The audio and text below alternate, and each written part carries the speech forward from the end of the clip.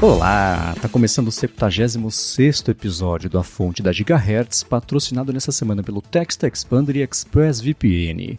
Quem tá falando aqui é o Marcos Mendes, e assim como outra semana, só que da além mar, Felipe Espósito também tá por aqui, beleza? Tudo certo, Marcos. E aí, como é que vai? Tudo bem, hoje é a fonte com cara de ADT, estamos gravando à noite, de domingão. Felipe deu um rolê aparentemente bem bacana hoje por Lisboa. Exato. Temos uma fonte um pouco diferente aqui. É segunda vez que eu gravo a fonte de Lisboa, né? Porque no ano passado já rolou também. Boa, tá rolando legal o rolê aí? Tem uns perrengues de viagem, como sempre tem, né? Mas o passeio em si tá legal. Estamos aproveitando. Mas tem muito mais por aí ainda. Boa, aproveitem por aí. E você, na sua loucura de viagem e passeio, conseguiu ver o episódio House Divided for All Mankind? Consegui assistir. Acabei de assistir, inclusive, então tá bem fresquinho na memória. Boa, a gente vai falar sobre ele. Antes eu quero agradecer a todo mundo que tem compartilhado lá no Instagram, nas redes todas, o Wrapped do Spotify, mostrando o A Fonte e os podcasts de Gigahertz, mas especialmente o A Fonte, como um dos mais escutados aí do ano. Valeu para todo mundo. Quem tem feito isso, a gente tem recompartilhado, remarcado, enfim. Continuem fazendo isso, é bacana. E obrigado já a todo mundo, não só que fez isso, mas que passou o ano inteiro escutando a gente aqui, falando sobre as fontes.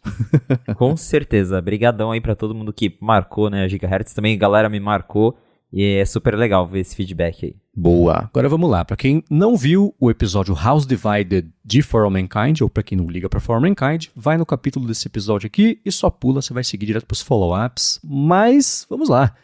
Foi um episódio, eu vi que a nota dele não foi tão boa quanto, pelo menos o anterior, eu achei bem melhor do que o anterior, eu não sei você. Acho que por ter mais também. tensão, né? Sim, foi bem tenso do começo ao fim. Pelo nome a gente já imaginava, né? Mas vários conflitos ali entre todo mundo, basicamente. Sim, e o legal é que esse especialmente, os conflitos todos amarraram em torno de uma coisa só, né? Você tem, quer dizer, tirando ali o do Miles, né? Mas também ele deve entrar no bololô geral aí. Você teve o conflito maior entre o Ed, que não sabe muito obedecer, né, e a Danielle, que tá lá para fazer o trabalho dela.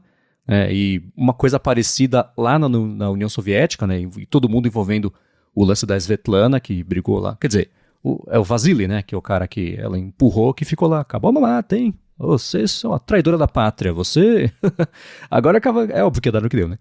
Então acabaram brigando e aí ela foi chamada de volta lá.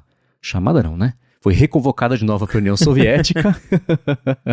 Mas o Ed tentou o que ele pôde ali para impedir que isso pudesse acontecer. Porque ele tinha uma certa relação ali com ela, então ele ficou bem sentido com isso e justamente, né, o que começou ali com o conflito da Rússia, porque a gente já tem acompanhado, tá tendo toda aquela história do golpe lá. E aí isso influenciou nela sendo solicitada a voltar e isso já acabou gerando conflito lá entre eles, porque não só na parte operacional que a gente viu que também teve conflito, porque daí a Rússia meio que tentou ali boicotar as ordens, né, a cooperação que eles tinham ali com os Estados Unidos lá em Marte, mas também rolou esse conflito da Svetlana que causou conflito entre o Ed e a Daniel, então foi um episódio inteiro, né, de conflitos mesmo, todo mundo brigando e se desentendendo.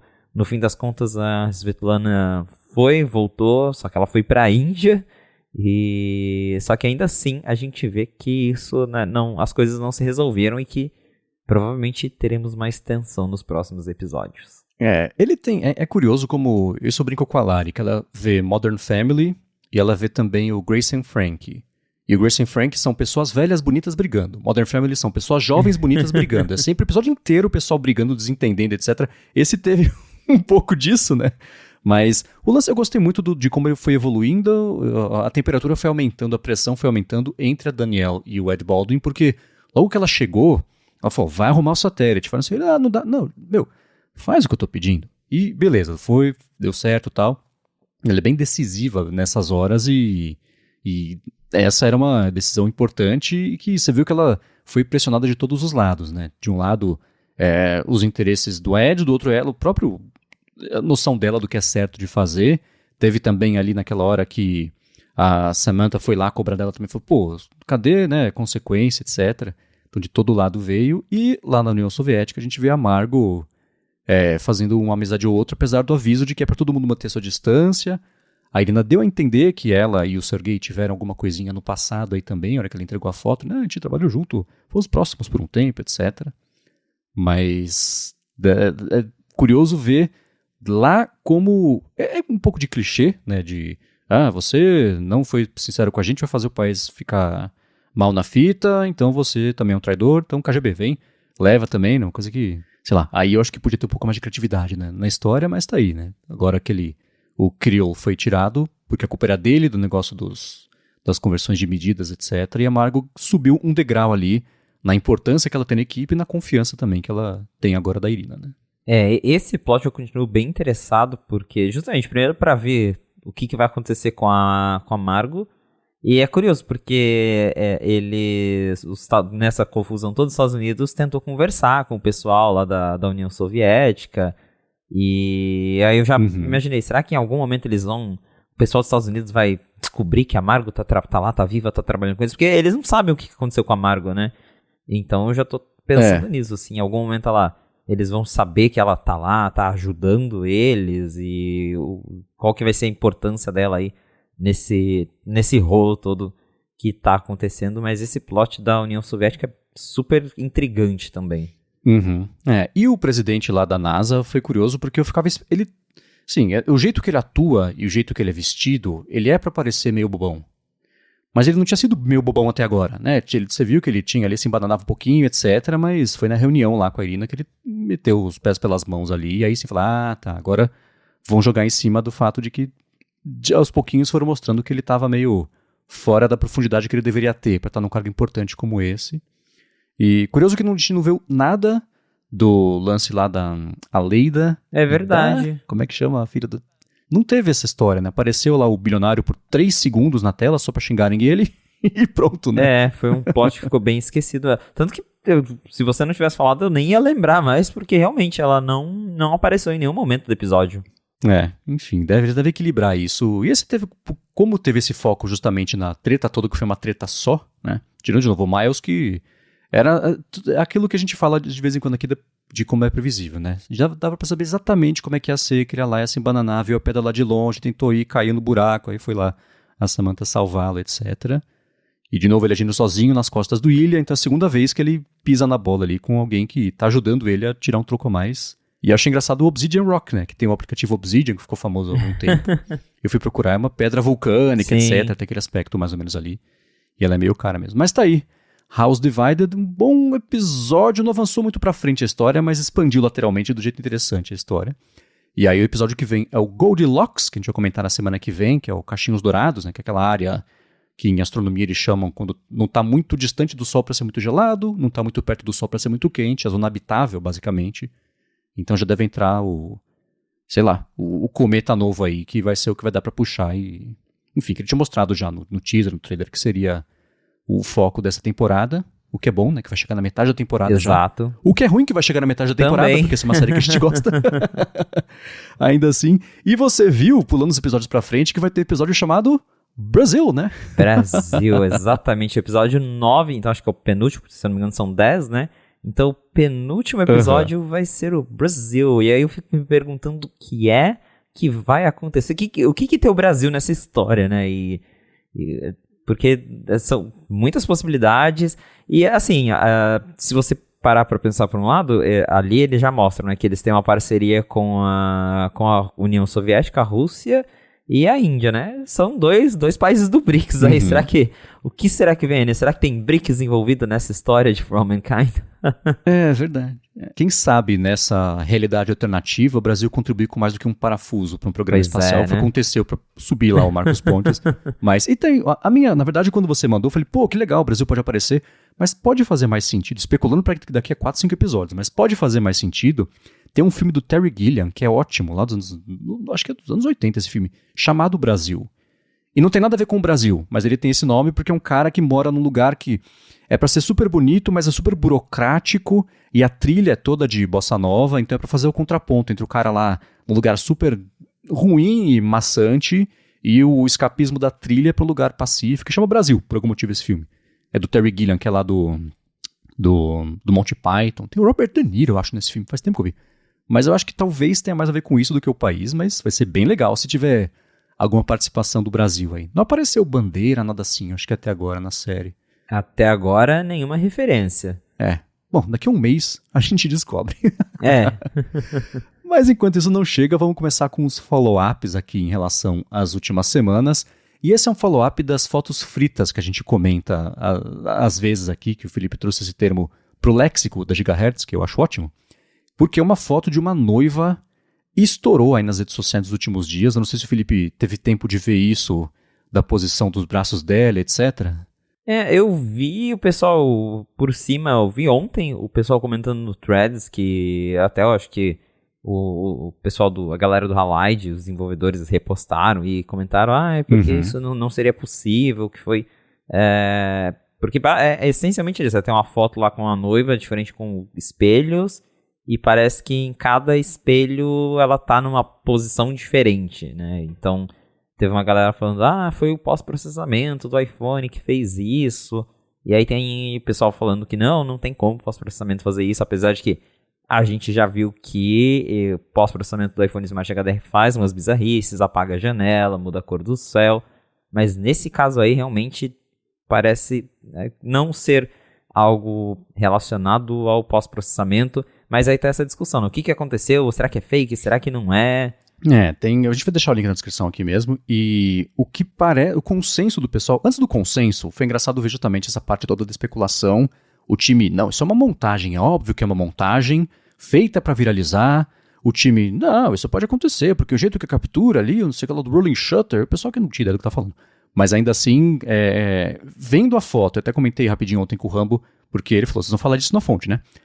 Vendo a foto, não tinha cara, ou era uma montagem muito bem feita, né? Ou não tinha cara de ser montagem, mas eu pensei, talvez seja um app de terceiro, que de algum jeito faz esses ajustes temporais, sei lá, né? Mas aí a própria dona da foto compartilhou, que você arrasta a foto para cima no iPhone, aí aparecem os metadados todos, e deu para ver os metadados da foto, e ela tinha dito, gente, não é uma foto panorâmica, não é live foto, não, a foto foi essa, eu dei a foto, o telefone na mão da moça da loja, ela tirou a foto, me entregou e estava assim. O que parece que aconteceu foi o seguinte, a pessoa que tirou a foto, tirou uma foto panorâmica estática, basicamente. E eu fiz esse teste aqui em casa, não com esse setup de espelhos, porque eu não moro no estúdio, desse jeito. Então, eu fiz o seguinte, eu fui tirar uma foto panorâmica com a minha mão na frente do iPhone à esquerda, mexi só um pouquinho o iPhone pro lado e tirei a mão. Ficou com esse aspecto, a mão tá lá sozinha e o resto da foto tá atualizado com esse segundo tempo que eu fui tirar a foto.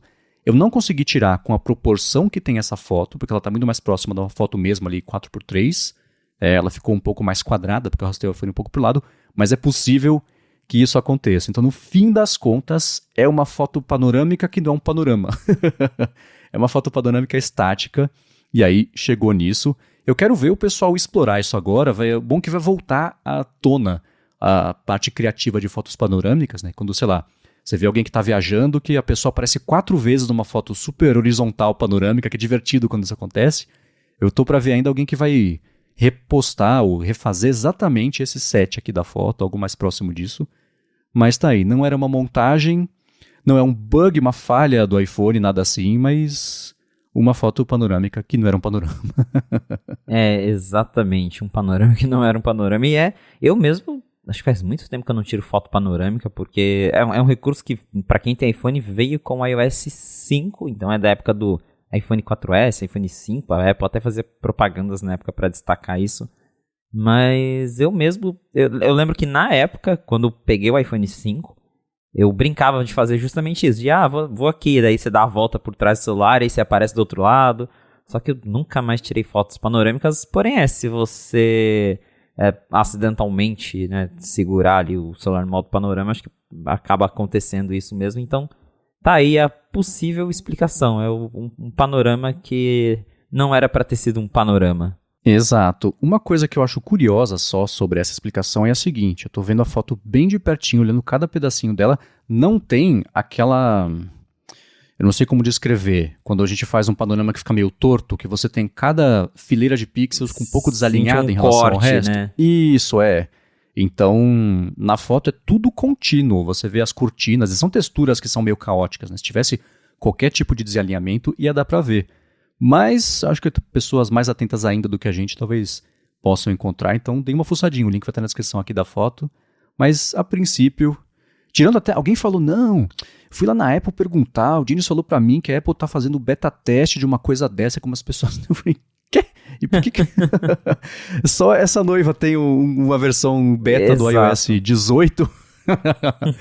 Mas enfim, a foto vai estar aqui na descrição do episódio. E seguindo aqui também com um follow-up, na verdade, que tem a ver com o que a gente já comentou, apareceu uma matéria lá no Night 5 Mac, matéria que foi publicada pelo Zach Hall, comentando que os estoques aí da Best Buy e da Target, da capinha Fine Woven, eles não estão nem se preocupando em ter ali no estoque mesmo na loja, porque parece que as vendas não estão tão bacanas assim.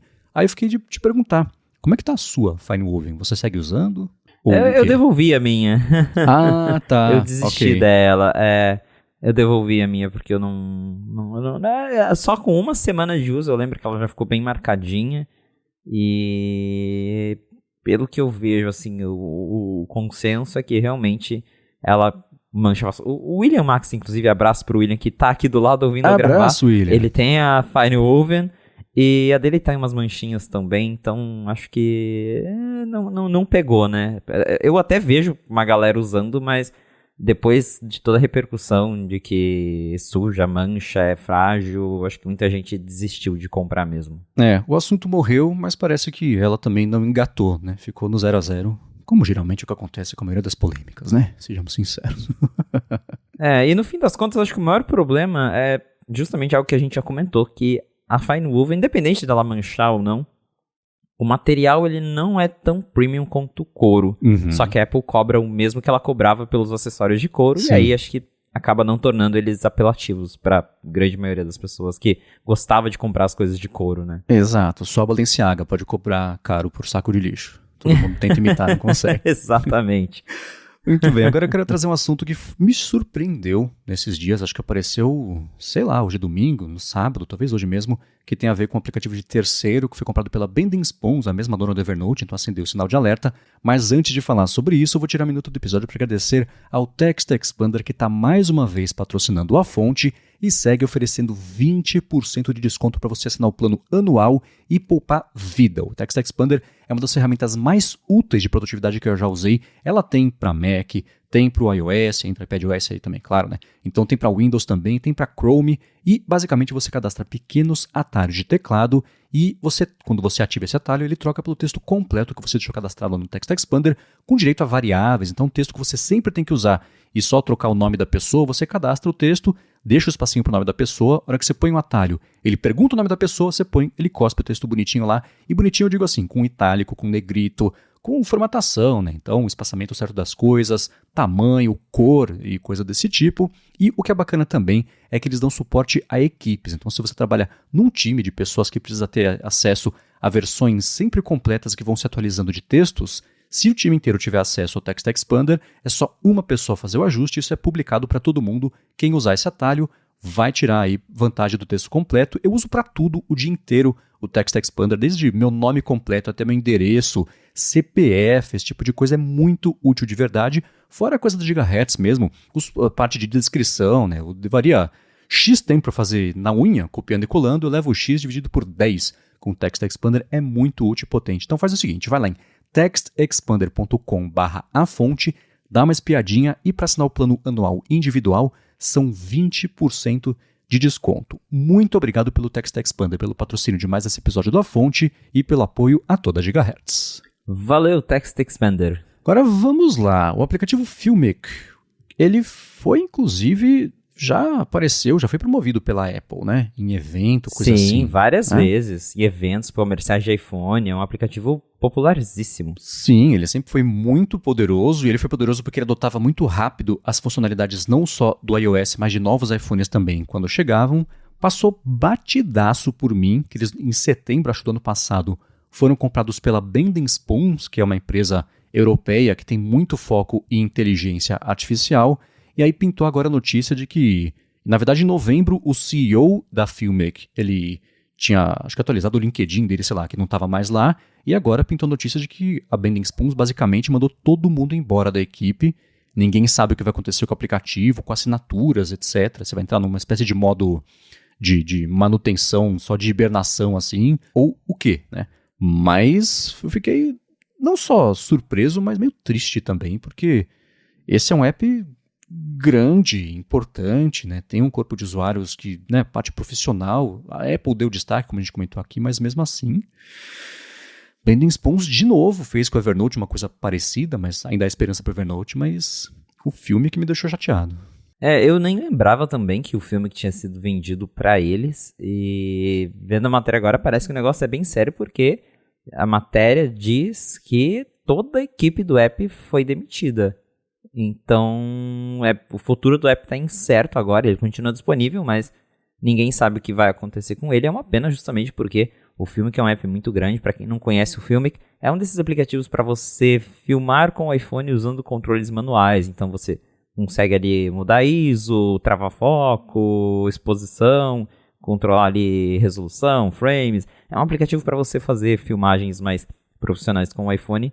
E justamente ele era promovido pela Apple, já esteve ali na lista de apps do ano da Apple. Eu lembro que na época do iPhone 11 apareceu, acho que no evento, que eles foram lá no palco, quando ainda acontecia isso de desenvolvedor e entrar na Keynote ao vivo, os desenvolvedores do filme que estavam lá. Teve também ali se eu não me engano, acho que no iPhone 14, no lançamento do iPhone 14 Pro também o filme que foi destacado durante o evento da Apple. E aí agora o aplicativo está com um futuro incerto, que é uma pena. E ninguém sabe o motivo ainda. A reportagem literalmente só fala que demitiram todo mundo e que ninguém sabe o que vai acontecer. Então, provavelmente a gente deve descobrir os desdobramentos disso nas próximas semanas. E como você bem notou, a empresa que comprou o Filmic, ela também, a Bending Spoons, ela também está envolvida no Evernote e também tem confusão para eles, né? Então, a empresa em si já tem um histórico de problemas. Infelizmente é triste, mas pelo jeito tem algo ruim acontecendo com essa empresa gestora aí dos apps e não era um problema do aplicativo ou da equipe do aplicativo. E se for o caso, é uma pena que um app tão bom tenha parado nas mãos de alguém que tá fazendo má gestão dele, ou que até tenha decidido matar ele. Tá na moda, né? Mas o lance, no caso do Evernote, a gente já comentou bastante sobre isso na área de trabalho com a Bia, porque ela é uma usuária ferrenha, a vida dela tá no Evernote desde sempre, quando tudo era preto e branco ela usava já o Evernote, então essas mudanças deixaram ela bem preocupada. Eles anunciaram recentemente que o plano gratuito vai ficar só com limite de 50 notas, e o plano pago, ele tá bem mais pago, porque eles passaram mais de uma década aí sem mexer no preço. E a Bending Spoons fez basicamente a mesma coisa, comprou o Evernote, esperou um pouquinho, demitiu uma galera, moveu o resto da operação lá para a Europa também, parecido aí com o lance da Filmic. Então é sinal de alerta e, sei lá, eu fico sempre, me fez pensar nisso, na verdade. Eu vi esses dias, tem um aplicativo Halide, que a gente já falou várias vezes aqui, que é de câmera para iPhone, etc. E é muito bom. E eles fizeram a versão 2.0, que, enfim, né, é um aplicativo pago e quem usa tira muito proveito, etc. E esses dias o Sebastian DeWitt, que faz parte ali da equipe do Halide, ele publicou um review que eles receberam, que é um cara falando assim, né, para de tá querendo roubar as pessoas, você quer ganhar dinheiro, vai arrumar emprego, você fica desenvolvendo aplicativo achando que vai dar dinheiro, não dá. E ele fala, cara, a gente trabalha, a gente faz as coisas para todo mundo, etc. Dá uma tristeza ter que ler esse tipo de coisa, né? E quando eu vi essa história do Filmic, foi parecido, só que com a empresa que comprou o Filmic não dando esse, sei lá, né, respeito, mas com isso e com a Evernote, eu concordo com você que parece mais a gestão da empresa que é confusa. Foram no mercado com fome, compraram tudo e não precisa, sabe? Assim, então eles têm já aplicativos que têm a ver com vídeo, eles têm o Splice, que é super famoso, tem alguns que fazem umas coisas assim. Parece que a ideia é comprar o aplicativo para já ter uma base desenvolvida de uma coisa estabelecida e sei lá o que fazer com isso, integrar no que eles já têm, ou pior que eles têm integrar ali no E ver o que Halide. acontece, né? E é uma pena, né? Porque, sim, se os aplicativos super estabelecidos isso pode acontecer, Evernote, gente, né? E o Halide também, Halide não, o Filmic também, sei lá. Então, a dica que eu vou dar pra todo mundo aqui, eu vi o pessoal comentando pra ir atrás de talvez o aplicativo da Blackmagic, né? Sim. Mantenha, mas fiquem alertas aí pra quem usa, porque não dá nem pra confiar nesse futuro deles com a falta de confiança que a gente já viu que a Bending Spoons enfim, a confiança que não dá pra ter na Bending Spoons, né?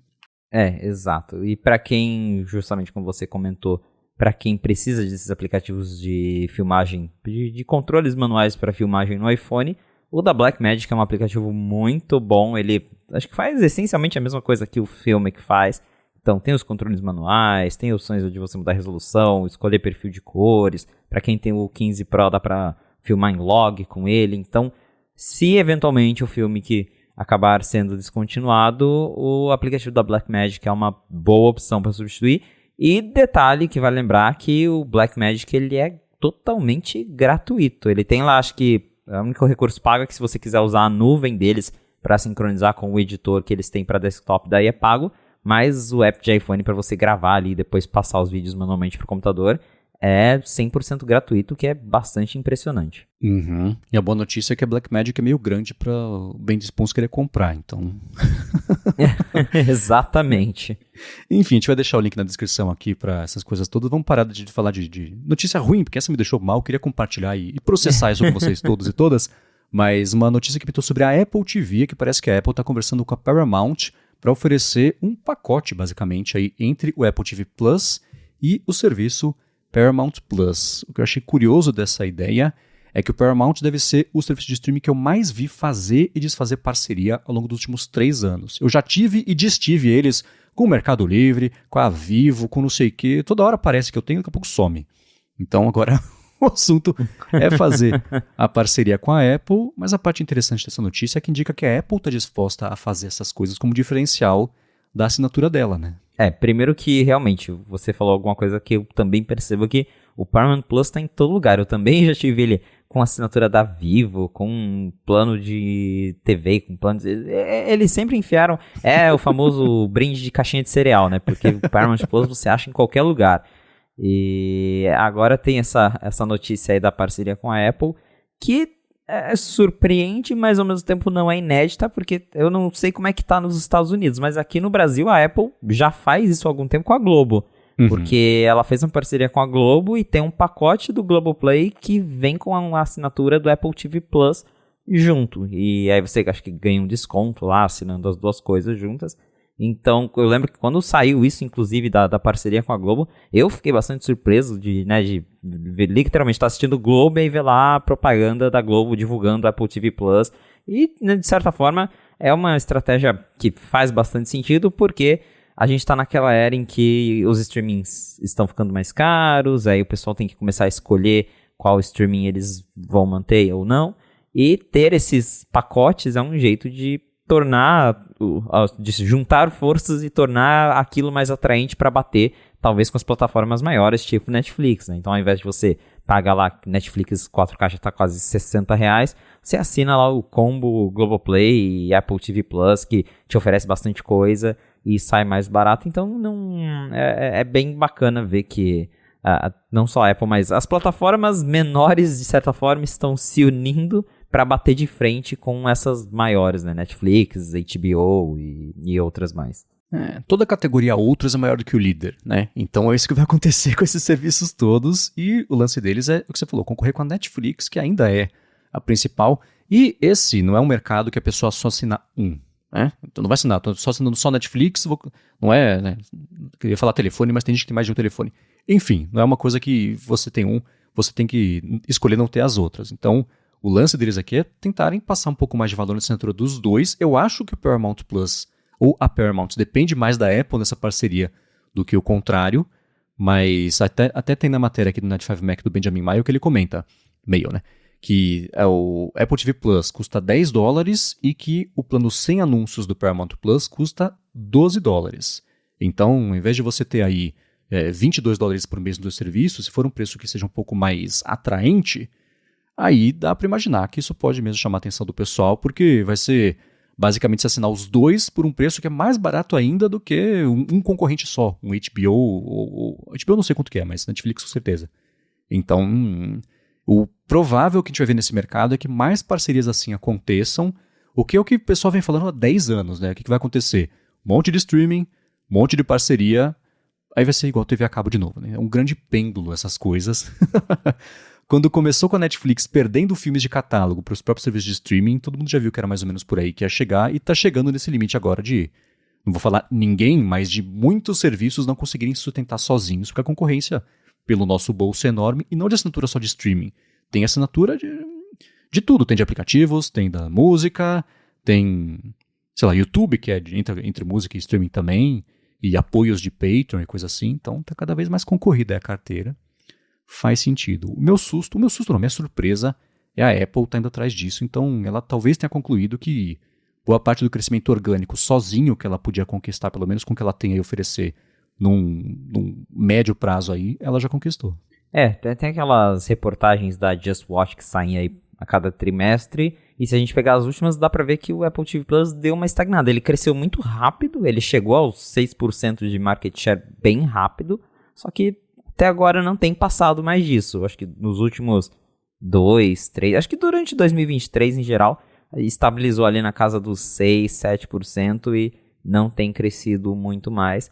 Então dá pra ver que, acho que, como você bem mencionou, chegou num limite orgânico de crescimento e agora tem muitos outros fatores para a Apple lidar se ela quiser continuar crescendo.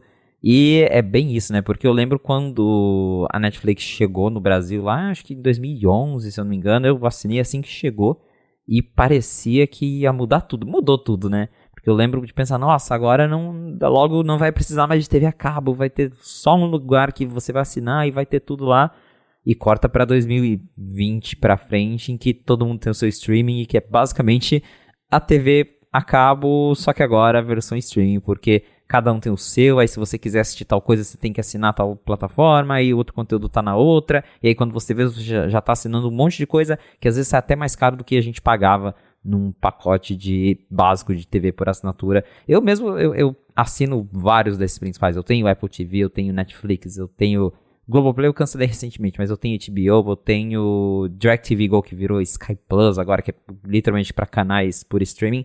Eu com certeza gasto mais de R$100 por mês com streaming, que é o que custaria um pacote de TV. Então, assim, o que a gente, por um breve momento, achamos que ia mudar, que a gente ia se libertar da TV por assinatura, agora só mudou a forma como a gente consome isso mesmo, porque é isso, a gente tá preso em pagar um monte de assinatura pra gente consumir conteúdo. Então, se rolar essas parcerias de assina 2, ganha desconto, assina 3, ganha mais desconto, melhor pra gente, né? Uhum. E tem uma questão agravante assim, né? Cada mercado tem a sua particularidade. Eles devem ter já parcerias assim, que nem do Globoplay aqui no Brasil, com outras coisas em outros países. Na Turquia deve ter um serviço que você assina junto, consegue. Então esse é um mercado que ele é muito granularizado e tudo bem local, né? Você opera globalmente, mas com particularidades locais aí de cada um, que deve ser um desafio gigantesco. Mas enfim, uma parceria desse tamanho, pelo menos se for mercado americano, é significativo, porque até onde eu sei, não tem nada parecido com isso ainda. Né? Exatamente. Muito bem, seguindo aqui em frente com as notícias que pintaram nessa última semana, eu quero saber de você quantas pessoas você acha que vão aparecer lá na Apple Store de Nova York achando que vão encontrar com a Taylor Swift nos dias 8 e 9 de dezembro, que eles anunciaram um evento sem ela, mas sobre ela.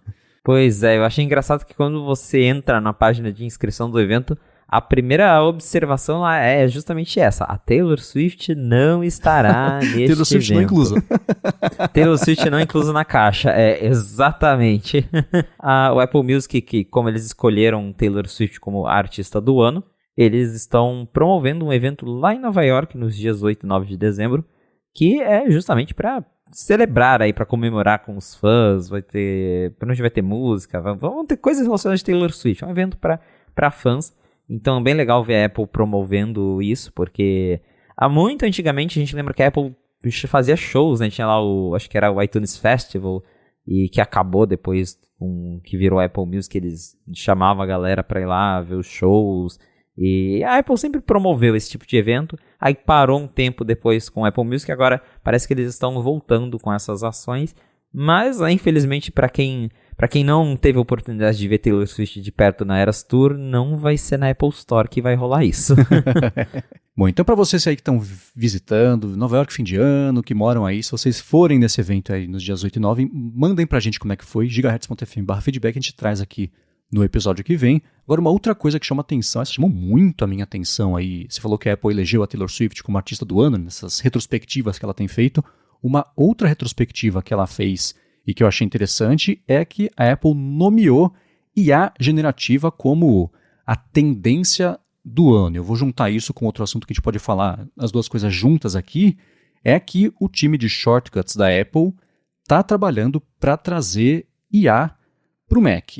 Nenhuma dessas coisas são surpresas. Apesar de ser uma boa notícia, cada vez que sai um vazamento, uma reportagem de que a Apple está olhando para IA sobre um aspecto diferente, um aspecto novo, porque, né, tá na hora. Mas ainda assim, eu achei curioso porque o pessoal, mesmo ela tendo nomeado aí IA generativa como a tendência do ano, ela não escolheu o ChatGPT como o app do ano, que eu acho que é difícil discordar que não seja. Apesar de que o app mesmo, menos pessoas usem do que o ChatGPT lá na web, mas ainda assim, eu acho mais significativo do que, sei lá, qualquer outra coisa que apareceu no radar aí no último ano. É, exatamente. Bem curioso ver essa mudança de postura que a Apple teve talvez dos últimos 6 meses para cá, da segunda metade do ano, porque até então tava todo mundo cobrando a Apple de, e aí, quando é que vai ter coisa de AI? Quando é que vocês vão fazer algo de AI? E a Apple tentando ignorar ali, o ChatGPT mesmo, ela sempre deu uma ignorada. E de uns tempos pra cá a gente tem visto, né, o Tim Cook, toda reunião lá com os investidores para divulgar resultados fiscais, ele fala, não, agora a gente tá trabalhando em coisas de AI.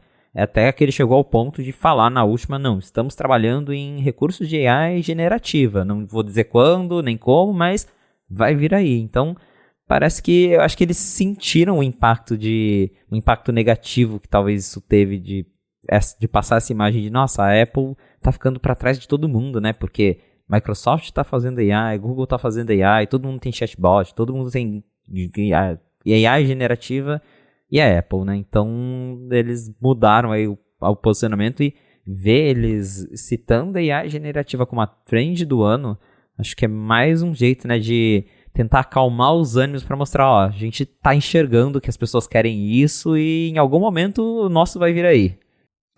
Espero que mais cedo do que mais tarde, porque eu fico pensando, assim, junho tá muito longe ainda para anunciar, né? Gente, pro próximo iPhone, ou no iOS 18, tá no 17, deixa eu perder a conta. 18, né? Que vai sair agora em junho, a WWDC, para ser lançado em setembro. Setembro é quase um ano de distância, né? E aí você começar a falar essa história para desenvolvedores aí em junho, demorou muito, né? Mas enfim, eles, como você disse, mostrando que eles já estão de olho, e a generativa já como a tendência do ano, não tem dúvidas aí de que vai rolar. E eu fiquei pensando no Shortcuts. Shortcuts, a gente tem que lembrar, foi um app que a Apple comprou quando era o Workflow, e ele foi desenvolvido numa hackathon num fim de semana, assim, como prova de conceito, e o pessoal que desenvolveu o aplicativo ficou conversando muito com a galera da App Store para poder lançar na App Store e garantir que ele não fosse bloqueado, não fosse impedido de ser lançado, porque ele era basicamente útil demais. E não que ele usasse gambiarras, mas assim, ele usava de um jeito muito inteligente, tudo permitido, para amarrar as pontas de sistema de aplicativos de um jeito que a gente não estava nem acostumado a ver, né? E aí não só ele foi lançado, como a Apple comprou e ajudou um pouquinho isso aí a empurrar para frente o uso um pouco mais avançado do iOS, enfim, hoje também tem no macOS. Então, essa parte de IA... E aí a gente tem que lembrar que IA generativa é uma coisa, IA só tem outras IAs, né? IA para trazer no Shortcuts, por exemplo, eu imagino que seja uma coisa mais inteligente de um jeito mais global, do que não vai ser um chat GPT para você ativar a hora que você acender a luz. Não é esse tipo de workflow ou de Shortcuts. Mas ainda assim, analisar de um jeito mais bacana os seus conteúdos e, enfim, né, trazer essas coisas que nem hoje já tem a Siri, né? Quando você acessa lá o Spotlight, ela já sugere coisas para você que ela acha que você quer. Isso, desde sempre, era IA, só que é mal menos, né? Então, saber que o pessoal do Shortcut está olhando isso aí me deixa interessado em ver o que provavelmente na WWDC só a gente vai ficar sabendo que vai chegar. Mas tá aí, Apple elegeu IA como a tendência do ano, e certamente não só ela. Com certeza, mas eu, apesar de que eu gostaria de ver isso antes, eu também acho que eles vão guardar isso para a WWDC, o que significa que só vai chegar nas mãos de todo mundo no final do ano que vem. O que é tempo demais, considerando de novo que todas as empresas, mesmo que você argumente com razão que as AIs elas respondem bobagem, elas nem sempre estão certas, mas todas as outras estão aí já entregando coisas que funcionam, estão entregando um sistema que todo mundo já pode usar, baixar, instalar, conversar, e a Apple até agora nem sinal e provavelmente só final do ano que vem mesmo. Bom, vai ser antes tarde do que nunca, mas não precisa ser tão tarde, né? Enfim. Exatamente. Bom, seguindo, isso foi um rumor que pintou, na verdade pintaram algumas notícias, eu não sei se são exatamente coincidências que apareceram todas juntas, mas enfim, você mostrou lá no 95Mac que a Apple fez uma parceria com a Pismo, né, que é uma empresa brasileira que tem a ver com pagamentos e cartões, etc. E isso veio junto de uma notícia de que a Apple pode estar perto de encerrar a parceria que ela tem com a Goldman Sachs pro cartão lá pro Apple Card. E o Mark Gurman nesse fim de semana falou sobre isso no newsletter dele também e citou das diversas alternativas que tem pintado aí para basicamente substituir a Goldman Sachs nessa parceria para a Apple Card continuar existindo. Parece que o banco Chase é o mais próximo disso para o mercado americano. E você fez uma observação que eu achei bacana, eu queria entender um pouco mais, é que o fato da Apple talvez fazer uma parceria aí com uma fintech brasileira não quer dizer necessariamente que vai pintar um Apple Card por aqui, né? São coisas separadas. Exatamente. Então, para a gente contextualizar melhor, já até comentamos algumas vezes sobre isso, mas a Apple e a Goldman Sachs elas não vinham se entendendo muito bem sobre essa parceria que eles firmaram lá em 2019, que foi quando o Apple Card foi anunciado, e já tinham várias reportagens de que os executivos lá da Goldman Sachs eles não estavam satisfeitos. Eles basicamente chamavam o Apple Card de bomba. Eles não era um projeto que estava rendendo para eles e eles estavam querendo pular fora disso. Oficialmente, nada foi confirmado nem negado.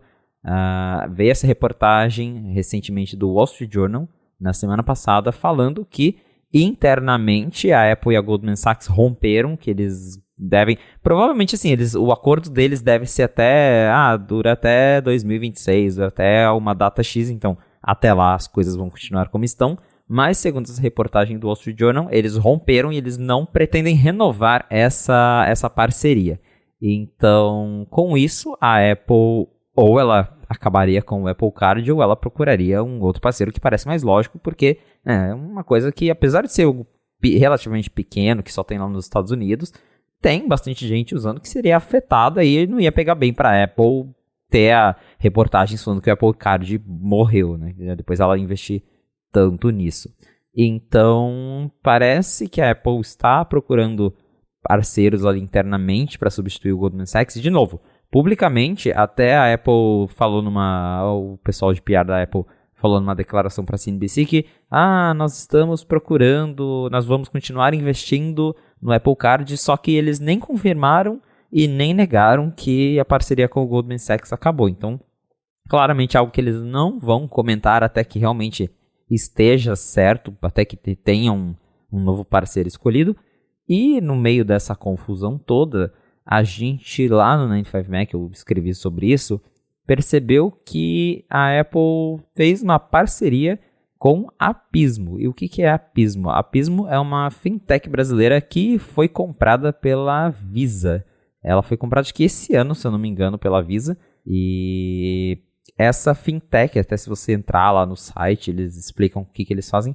É uma companhia especializada em emitir cartões. Então eles emitem cartões de crédito, cartões de débito. Eles basicamente oferecem uma estrutura para que outras empresas criem seus cartões, até seu banco.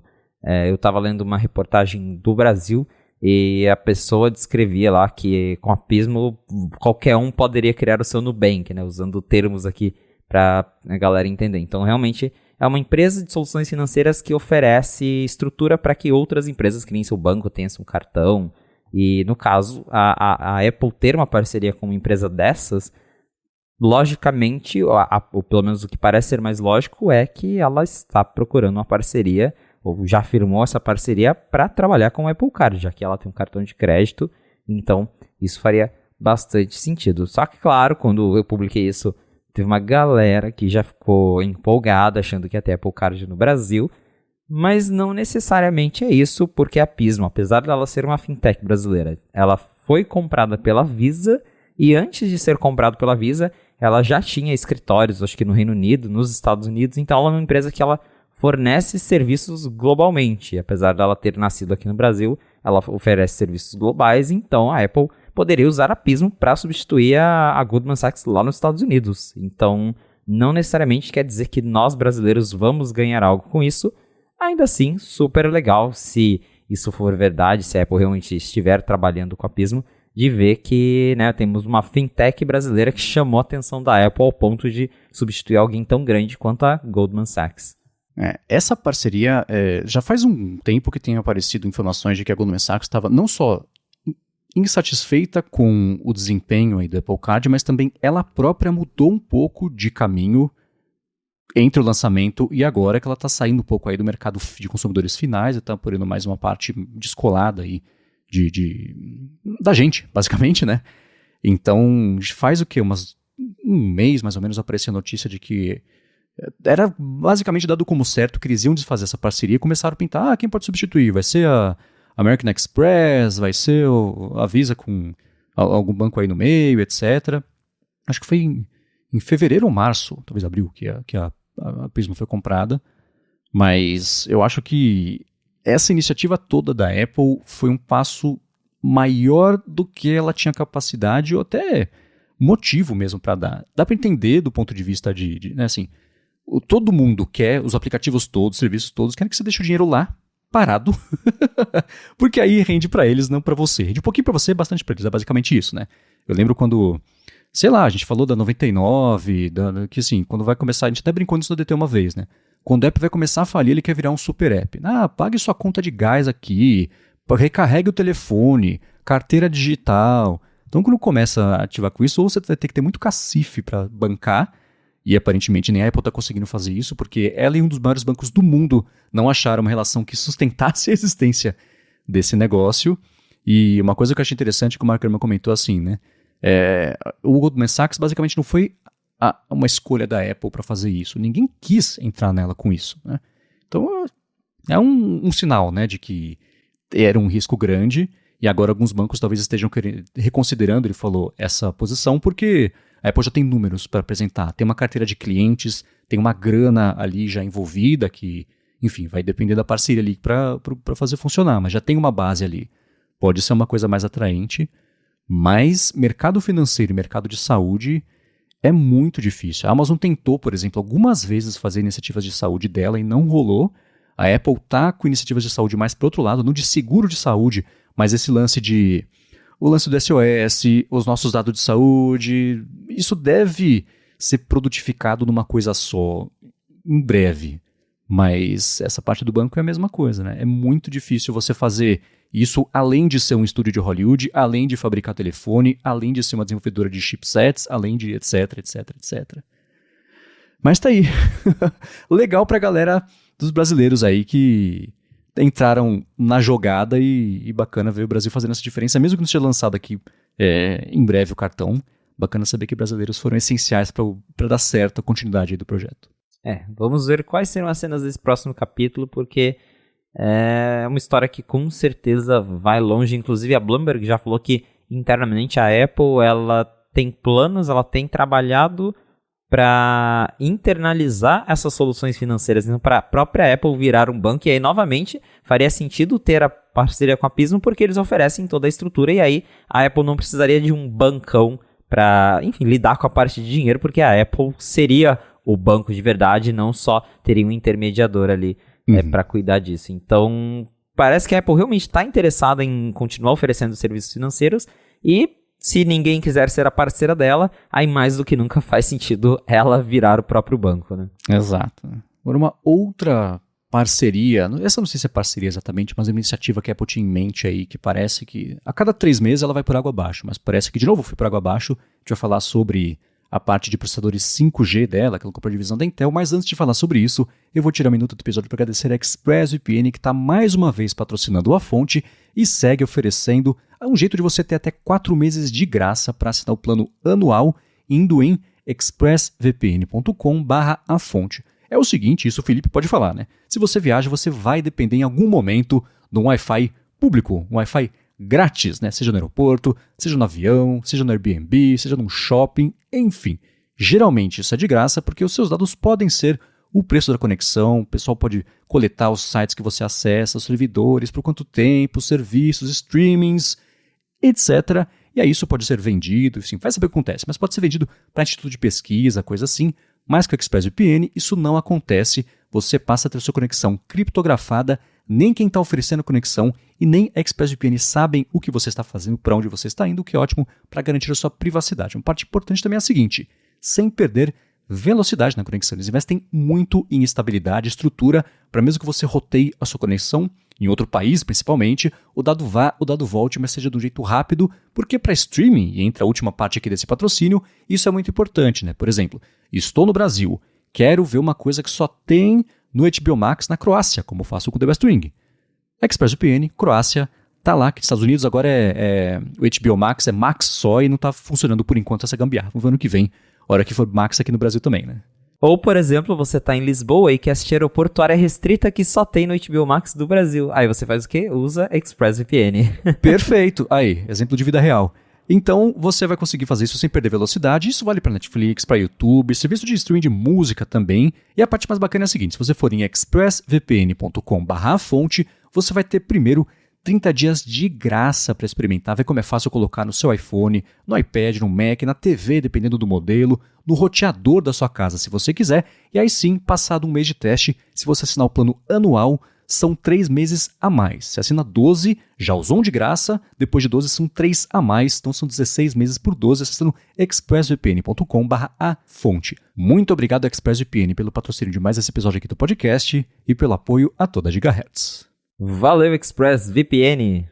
Muito bem, apareceu mais um rumor de que a iniciativa da Apple de fazer o próprio modem 5G depois de ter gasto $1 bilhão comprando a divisão de 5G da Intel foi por água abaixo. Ela fez essa compra da divisão de chips da Intel faz o quê? Uns 4 anos? 5 anos que ela comprou? Quando que foi? Foi em 2019.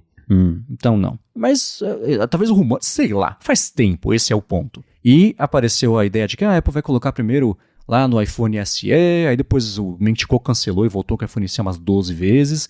Agora, mais um rumor que foi publicado por uma pessoa que não tem exatamente um histórico de publicações de rumores, mas é mais um puff de fumaça no que pode ser o fogo aí de que talvez a Apple tenha desistido mesmo de fazer o modem 5G lá in-house. Eu até confirmei aqui, foi em 2019 que a Apple comprou a divisão de modems da Intel. E desde então a gente tem escutado primeiras notícias de ano que vem a Apple vai começar a usar. Aí chega, a Apple desistiu. E aí recentemente tem saído mais reportagens sobre o assunto, falando que internamente o projeto é um desastre, que os chips eles não são eficientes, que eles apresentam vários problemas e que até agora os engenheiros da Apple não conseguiram resolver esses problemas. E mesmo antes, né, quando a Apple chegou a usar os chips da Intel, os modem 5G da Intel, não, na época não era nem 5G, era modem 4G da Intel, comparado com os modems da Qualcomm, eles eram já inferiores. Então foi no iPhone 6S que a Apple aderiu aos modems da Intel, e eu lembro da galera compartilhando, a gente também já falou disso, a galera compartilhando teste, speed test, e aí o iPhone 6S que tinha o chip da Qualcomm, ele tinha velocidade maior do que o iPhone com o chip da Intel, e isso, claro, não ficava bem para eles. E aí a Apple reforçou, né, a Apple sempre quis se livrar da Qualcomm, só que no fim das contas ela teve que renovar essa parceria, esse acordo, e se eu não me engano, o acordo com a Qualcomm vai até 2026, e então a Apple teria este prazo para fazer o chip dela dar certo. Porém, considerando aí todas as últimas reportagens e mais essa reportagem agora, parece que as coisas realmente não estão indo bem e talvez a Apple simplesmente desista de fazer o modem 5G dela porque, né, tentando, gastando dinheiro, pagou, se eu não me engano, foi $1 bilhão que ela pagou na divisão de modems da Intel, Que, né, na época já tinha esses problemas, mas provavelmente alguém pensou lá, não, se a gente pegar, né, o know-how, os engenheiros, as patentes, a gente consegue fazer dar certo. Não conseguiram e talvez eles eventualmente desistam de fazer isso dar certo, porque se desde 2019 ninguém conseguiu arrumar esses chips, é porque o negócio tá feio mesmo. E ela tem feito golaços com uma outra tecnologia de chips, não tem nada a ver processador com tudo integrado e modems, mas é uma coisa que a gente viu ela... a iniciativa foi parecida, a gente vai fazer aqui, vai comprar tecnologias, pessoas basicamente, patentes necessárias para fazer o negócio funcionar, e não é que foi rápido, mas comparado com quando a Apple resolveu fazer os próprios processadores, e começou lá com o coprocessador M, que contava passos no iPhone 5? 5S, qual foi? Foi no iPhone 5S. E aí ela passou a fazer o chip do próprio iPhone, e isso deu, né, coragem para seguir e investir mais para fazer, né, o iPad foi junto, etc, para chegar no Mac. Então você viu um progresso meio contínuo aí, né? E no caso desses chips da Intel, né, sendo em 2019, já são 4 anos patinando em cima de uma coisa que já existia, não começou do zero, né? Começou do 1 bilhão, e mesmo assim, até agora está se mostrando mais desafiador. Sorte da Qualcomm, no fim das contas, né? Mas bem mais desafiador do que parecia que seria inicialmente. E eu citei esse lance dos chips, estou misturando aqui o processador com o chip, com o modem também. Saiu nessa semana, para quem quiser acessar a descrição, vai achar um link aqui de uma matéria interessante, de uma entrevista, enfim, né? Também os conteúdos a ver com a divisão da Apple de processadores mesmo, né? Os A's, os M's, enfim, que é uma entrevista com Johnny Srouji, nunca sei falar o sobrenome dele, que ele deu para a CNBC, e tem informações interessantes, não vou falar uma por uma porque o episódio já está comprido, mas assim, informações interessantes sobre quando a Apple acerta iniciativas próprias de fazer um projeto aí sair do papel e decolar rápido, mas eu tendo a acreditar que não é que tenha morrido a iniciativa do 5G, mas que talvez, aí uma coisa que eu venho falando desde o começo, improvável que isso venha direto no iPhone. Começa no Apple Watch, começa com uma coisa numa escala um modelo específico do Apple Watch Sport, sei lá. Uma escala bem menor, não tem mais Sport, mas vocês entenderam, né? Porque aí você consegue testar, ver qual certamente as pessoas vão usar em condições muito diferentes do que usar num laboratório em Cupertino, né? Então, em altitudes diferentes, isso tudo influencia. Então, com mais ou com menos interferência, eu acho que deve ser por aí até sim começar o que eu falei dos chips de iPhone, né? Até você ter confiança, ficar barato o suficiente para você expandir essa produção e aí sim, bem lá na frente, chegar nos iPhones. Mas é isso, o rumor é de que os modems 5G da Apple, pela milésima vez, talvez não aconteçam. O que será que vem primeiro, o iPhone SE4 ou o modem 5G da Apple? Olha, páreo duro, viu? Eu acho que macio e inteligente. Muito bem, agora uma coisa que você... Aliás, falando no iPhone SE 4, você publicou uma matéria, uma enquete, na verdade, no 95Mac, perguntando, mas pra galera que tá interessada, o que convenceria vocês a comprarem esse negócio? O que motiva vocês a manterem o interesse aí no iPhone SE? Qual seria a mudança ideal para você? Quer comentar as respostas? Vamos lá, então eu escrevi essa matéria justamente porque você até comentou sobre isso há pouco. Os rumores sobre a próxima geração do iPhone SE, eles ficam super oscilando, porque tinha lá rumores de que a Apple ia redesenhar o iPhone SE, aí do nada veio o Mentico e falou, a Apple parou, suspendeu a produção, não pensa em fazer outro tão cedo, e aí agora a gente voltou a falar de iPhone SE, porém continua uma coisa incerta, tem gente falando que vai ser ano que vem, tem gente falando que vai ser só em 2025, então a Apple tá lá fazendo um iPhone SE, mas ninguém sabe ao certo quando ele vem, o que ele vai ter de diferente, mas ultimamente os rumores eles têm sido um pouco mais concretos em falar que a Apple pretende pegar o iPhone 14, o modelo de 6.1 polegadas, e transformar ele num iPhone mais barato daqui 2 anos. E aí, em meio a todos esses rumores, eu escrevi publiquei essa enquete lá no 95Mac, perguntando o que a galera espera do iPhone SE 4, o que tornaria ele ideal, e aí eu coloquei as opções, um novo design e uma tela maior, porque hoje o iPhone SE ele continua com aquele design de iPhone 8, que era o mesmo do iPhone 6, com botão, bordas gigantes, e aí as opções eram um novo design e uma tela maior, um novo design mais com tamanho compacto, um hardware melhor e continuar com o mesmo design ali, com bordas e botão, e a opção outros. E de todas as opções, a mais votada foi um novo design e um tamanho compacto, porque o que eu vejo da galera que comprava o iPhone SE é que provavelmente tem dois públicos, eu acredito. Tem a galera que quer um iPhone mais barato e não se importa em como ele é, porque a pessoa quer um iPhone e, enfim, mesmo que ele tenha lá bordas gigantes e um botão, a pessoa vai comprar porque é um iPhone e ela gosta do iPhone e é o iPhone mais barato que tem. E o segundo grupo é o grupo que gosta de telefones pequenos. Porque na época, o iPhone SE ele veio um ano depois do iPhone... Na verdade, veio 2 anos depois do iPhone 6, que foram os primeiros iPhones grandões. E na época, teve a galera que ficou viúva dos iPhones pequenininhos. E a Apple até falou lá num evento, acho que foi em março de 2016, que eles anunciaram o iPhone SE. E eles colocaram o slide lá, algumas pessoas amam telefones pequenos, então nós estamos trazendo de volta os telefones pequenos. Só que as coisas avançaram, todos os iPhones já foram redesenhados várias vezes, e o iPhone SE continua com essa carinha de iPhone 6.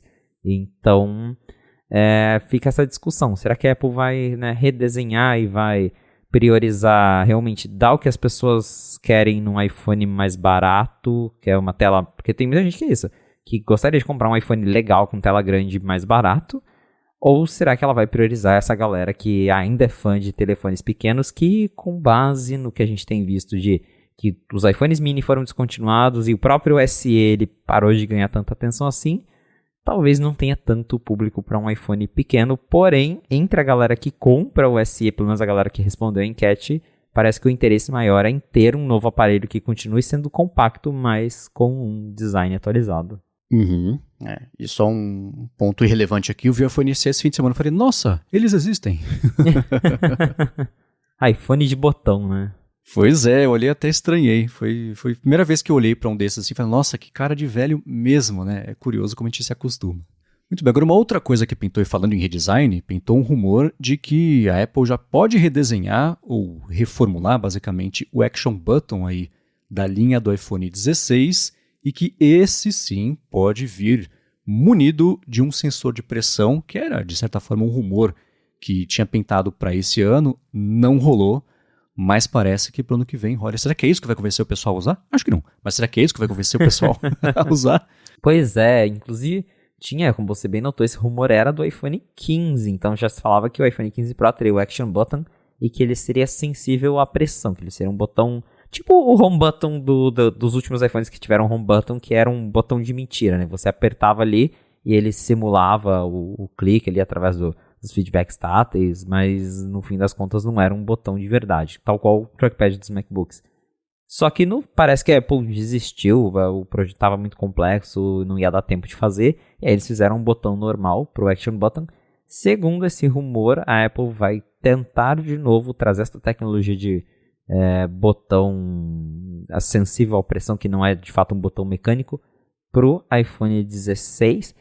E tem rumores que a gente já até comentou também de que toda a linha 16 vai ter o Action Button, que não vai ser mais algo exclusivo dos modelos Pro, o que também se alinha com outro rumor que hoje soa meio estranho, que é de que o próximo iPhone SE também vai ter o Action Button, porque eu lembro que há algum tempo atrás alguém, acho que foi o MacRumors, que falou, olha, o iPhone, a gente ficou sabendo que o iPhone SE 4 vai ter Action Button, e todo mundo ficou, ué, mas como é que o SE vai ter Action Button se nem os iPhones 15 não Pro não tem? Só que se toda a linha 16 ganhar o botão, aí talvez faz sentido pensar que em 2025 a Apple lance um SE que também tem o Action Button para padronizar tudo.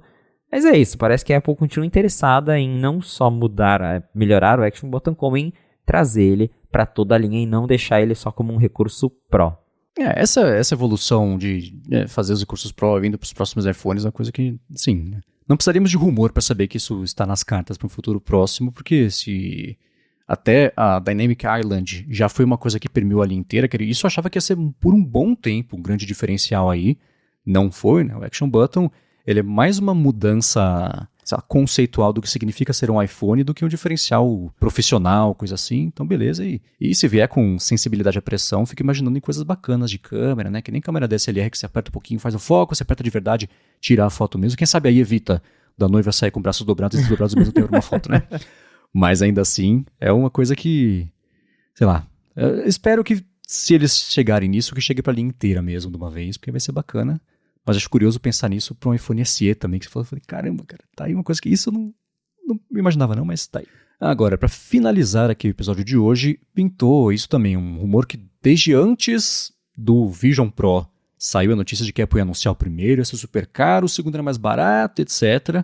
E apareceram aí mais informações que dizem que a segunda geração, são relatórios de cadeia de suprimentos aí, deve ser próxima da metade do preço da primeira versão do Vision Pro, isso com lançamento previsto lá para 2025. E aproveitando e falando de Vision Pro, eu achava que essa altura do campeonato, em dezembro, já teríamos mais alguma coisinha, pelo menos mais uns teasers, uns promos, uma promoção maior aí do Vision Pro no site da Apple. Nesse momento, para quem entra lá no site da Apple, você vê um curta e depois já ir para a loja, e a primeira coisa de produto que aparece é o Double Tap do Apple Watch, o que indica que eles sabem que a galera vai ganhar muito de Natal o Apple Watch, eles querem promover ele com produto de Natal, então o Vision Pro mesmo tem que scrollar bastante, na verdade não tem Vision Pro na home do site da Apple nesse momento? Eu vi o pessoal comentando, a Apple tirou o Vision Pro da home, o que é bem estranho, porque sempre que eles anunciam uma grande nova coisa, essa grande nova coisa fica na home um tempão, e parece que alguém simplesmente olhou e falou, vamos tirar isso aqui, né? Então, talvez até eles já sabem que é um produto super nichado, que quem quer um já sabe que quer um e tá determinado, e quem não quer, quem achou desinteressante, é um negócio caro, a pessoa não vai entrar no site da Apple para ficar olhando. Então, é estranho, mas sim, a Apple tirou ele da home, acho que isso já diz muito. E aí vem essa reportagem falando que a segunda geração pode custar metade do preço.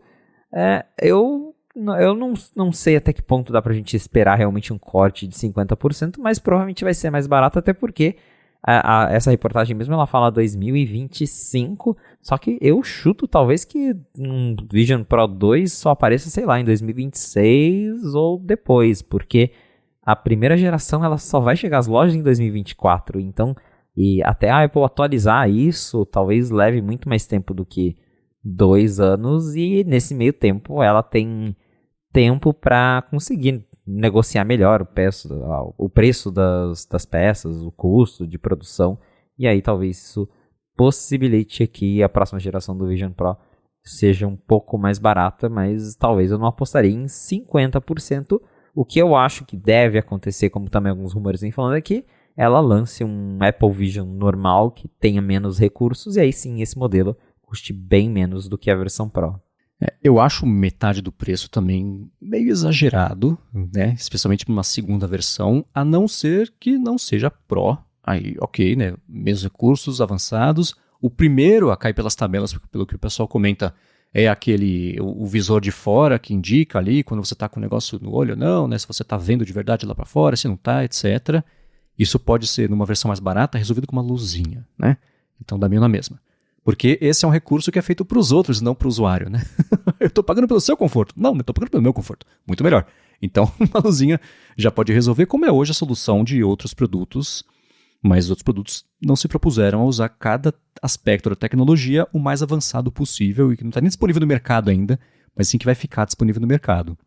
Mas metade do preço, ainda assim, eu acho ousado prever que vai ser uma coisa assim, mas é claro que a linha vai evoluir para ter opções mais baratas, e o primeiro modelo, o sucesso, não só do primeiro modelo, mas dos recursos do primeiro modelo, vai indicar para a Apple o que vale a pena manter, o que não precisa, né? Assim como foi com o Apple Watch, que a gente já citou trocentas vezes, não só de funcionalidade, mas também de direção de produto. Era um lance de moda, só um pouquinho hoje, de conexão com os amigos, coração, talvez tenha, não sei, né?